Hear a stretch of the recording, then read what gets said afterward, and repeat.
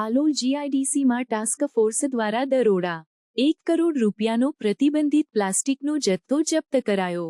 Halol GIDC વિસ્તારમાં task force દ્વારા કરાયેલા દરોડામાં 1 કરોડનો પ્રતિબંધિત પ્લાસ્ટિકનો જથ્થો જપ્ત કરવામાં આવ્યો છે।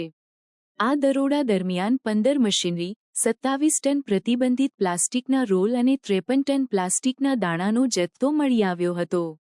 આ કામગીરીમાં હાલોલ નગરપાલિકાના ચીફ ઓફિસર, ગુજરાત પ્રદૂષણ નિયંત્રણ બોર્ડ અને સ્થાનિક પોલીસની ટીમો સામેલ હતી।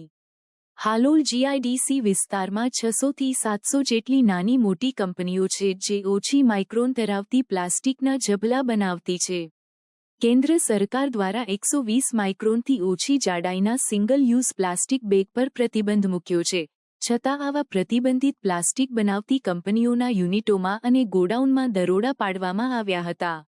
આ દરોડા દરમિયાન 50 ટન જેટલો પ્રતિબંધિત પ્લાસ્ટિકનો જથ્થો જપ્ત કરવામાં આવ્યો હતો। આ દરોડા દરમિયાન કેટલાક લોકો ટોળા સાથે એકત્રિત થઈને વિરોધ કરવા આવ્યા હતા। તેમ છતાં પોલીસ દ્વારા ટોળાને વિખેરીને પરિસ્થિતિ પર કાબૂ મેળવવામાં આવ્યો હતો। તંત્ર દ્વારા 2 દિવસ સુધી રેકી કરવામાં આવી હતી, ત્યારબાદ આ મોટી કાર્યવાહી કરવામાં આવી હતી। હાલોલ નગરપાલિકાના ચીફ ઓફિસર હિરલબેન ઠાકરે જણાવ્યું હતું કે જ્યાર સુધી તમામ પ્રતિબંધિત પ્લાસ્ટિકના એકમો પર દરોડા પાડીને ચકાસણી પૂર્ણ નહીં થાય ત્યારે સુધી કાર્યવાહી ચાલુ રહેશે। આ દરોડા બાદ તંત્ર દ્વારા કેટલાક એકમોને ક્લોઝર નોટિસ ફટકારી છે અને વધુ તપાસ ચાલુ રાખવામાં આવી છે।